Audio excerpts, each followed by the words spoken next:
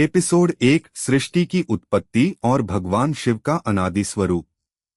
अगाध शून्यता और महाप्रलय की शांत गोद। समय के इस पार और उस पार, जहां शब्दों की पहुंच नहीं है, केवल एक असीम अगाध और अनंत शून्यता का साम्राज्य था। न तो तब सूर्य की कोई पहली किरण थी, न चंद्रमा का शीतलता भरा प्रकाश, न ही आकाश में टिमटिमाते तारों का कोई संसार था। वहां न कोई दिशा थी, न कोई गति थी, और न ही कोई अंतराल था। सब कुछ थम गया था। महाप्रलय के भयंकर और प्रलयकारी तांडव के शांत हो जाने के बाद संपूर्ण ब्रह्मांड अपनी प्रारंभिक और मूल अवस्था में लौट आया था। इस महान और विराट शून्यता में केवल एक ही शक्ति विद्यमान थी, परब्रह्म परमेश्वर, देवाधिदेव महादेव का अनादि, अनंत और निराकार स्वरूप। यह वह अवस्था थी जिसे न तो जीवन कहा जा सकता था और न ही मृत्यु, क्योंकि दोनों ही अभी तक जन्मे नहीं थे। भगवान शिव इस महाशून्यता में अपने परम योग निद्रा में लीन थे। उनका कोई आकार नहीं था, कोई रूप नहीं था और न ही कोई नाम था। वे सदाशिव थे, जो न कभी उत्पन्न होते हैं और न ही जिनका कभी विनाश होता है। वे काल से परे महाकाल थे, महाशून्यता से आदिशक्ति का प्राकट्य। उस अनंत और शांत शून्यता में एक अदृश्य, सूक्ष्म और तीव्र स्पंदन उत्पन्न हुआ। यह स्पंदन किसी बाहरी शक्ति का नहीं, बल्कि स्वयं शिव की अचिंत्य इच्छा का परिणाम था। शिव और शक्ति एक ही सिक्के के दो पहलू हैं। शिव के बिना शक्ति निष्प्राण है और शक्ति के बिना शिव अचल हैं। शिव की चेतना से एक दिव्य ऊर्जा, आदिशक्ति, महामाया का प्राकट्य हुआ।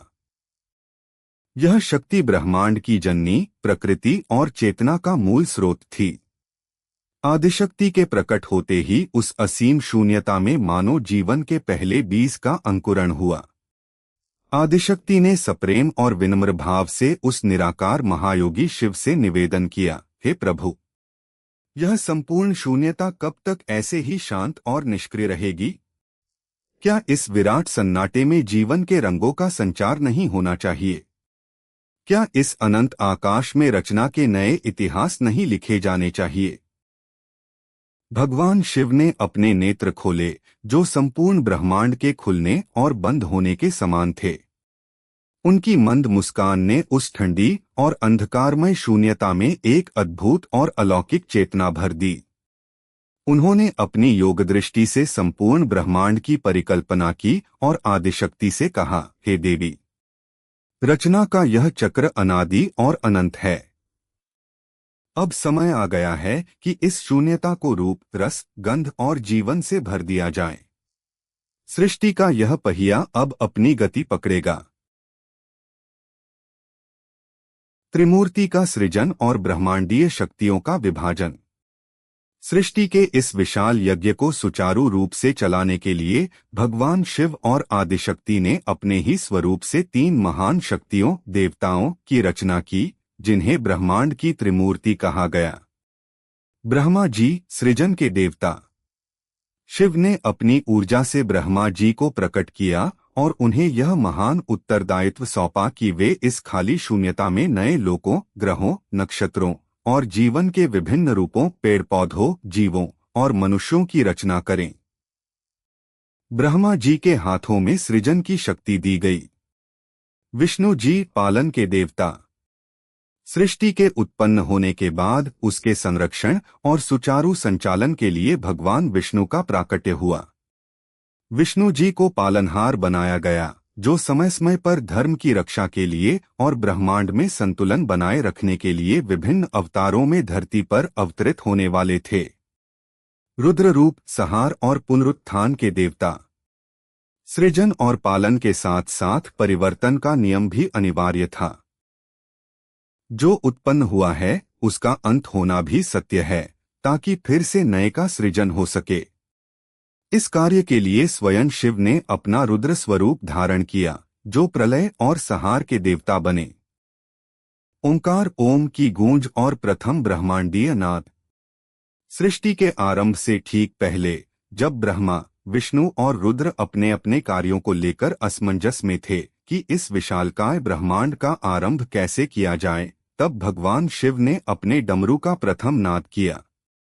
डमरू की उस पहली गूंज से जो ध्वनि निकली वह साधारण ध्वनि नहीं थी, वह इस ब्रह्मांड का पहला स्वर था, ओम ओंकार। वह नाद इतना शक्तिशाली था कि उस अगाध शून्यता के कोने कोने में गूंज उठा।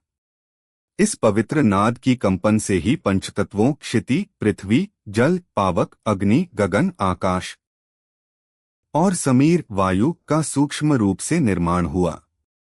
इसी नाद ने अंतरिक्ष में ऊर्जा के पुंज बिखेर दिए, जिससे आगे चलकर आकाशगंगाओं, तारों और ग्रहों का निर्माण संभव हो पाया। ब्रह्मा जी ने जब उस ओम की ध्वनि को सुना तो उन्हें सृष्टि की रचना का मार्ग मिल गया। उन्होंने वेदों के ज्ञान को अपने भीतर अवतरित किया और अपनी सृजन शक्ति का उपयोग करते हुए इस ब्रह्मांड के प्रथम लोक की रचना की नींव रखी। भगवान शिव का अनादि स्वरूप और परम सत्य। जब सृष्टि अपने पूर्ण विस्तार की ओर बढ़ने लगी तब देवताओं के मन में यह जिज्ञासा उत्पन्न हुई कि इस समस्त ब्रह्मांड के रचयिता, पालक और संहारक तो त्रिमूर्ति ब्रह्मा, विष्णु, महेश हैं, किंतु स्वयं इन तीनों के भी आराध्य और मूल स्रोत कौन हैं? तब आकाशवाणी हुई और स्वयं आदिशक्ति ने उन्हें शिव के अनादि स्वरूप का बोध कराया। भगवान शिव न तो जन्म लेते हैं और न ही कभी मरते हैं। वे स्वयंभू हैं। वे इस सृष्टि के कण-कण में व्याप्त हैं और कण-कण से परे भी हैं। वे योगी के ध्यान में उतरने वाले परम प्रकाश हैं और प्रलय की रात में शांत हो जाने वाला महाअंधकार भी वही हैं। शिव का अर्थ ही है कल्याणकारी। वे जितने भोले हैं, अपने भक्तों के प्रति जितने दयालु हैं, आशुतोष हैं, उतने ही वे भयानक और प्रलयकारी भी हैं जब अन्याय या अधर्म की सीमाएं पार होती हैं। उनके गले में लिपटा नाग काल पर नियंत्रण का प्रतीक है। उनकी जटाओं में बहने वाली पवित्र गंगा मोक्ष और निरंतरता का संदेश देती है और उनके माथे पर सुशोभित तीसरा नेत्र ज्ञान और प्रलय की अग्नि का प्रतीक है, जो अहंकार और असत्य को पल भर में भस्म कर सकता है। सृष्टि का पहला प्रभात और हमारी यात्रा का आरंभ। इस प्रकार भगवान शिव की इच्छा, आदिशक्ति की प्रेरणा और त्रिमूर्ति के सामूहिक प्रयासों से इस महान ब्रह्मांड का श्रीगणेश हुआ। शून्यता का वह असीम सन्नाटा अब जीवन के संगीत, नदियों की कलकल, हवाओं की सरसराहट और जीवों की चेतना से गूंज उठा। यह केवल एक भौतिक सृष्टि की उत्पत्ति नहीं थी, बल्कि यह चेतना के विकास की वह यात्रा थी जो अंततः उसी परम शिव में जाकर विलीन हो जाती है जहां से उसने अपनी यात्रा शुरू की थी। सृष्टि का यह पहला अध्याय हमें यह सिखाता है कि हर अंत के बाद एक नई शुरुआत होती है और हर शून्यता के भीतर एक अनंत संभावना छिपी होती है। भगवान शिव का अनादि स्वरूप हमें यह याद दिलाता है कि हमारा अस्तित्व भी उसी महाऊर्जा का एक सूक्ष्म हिस्सा है।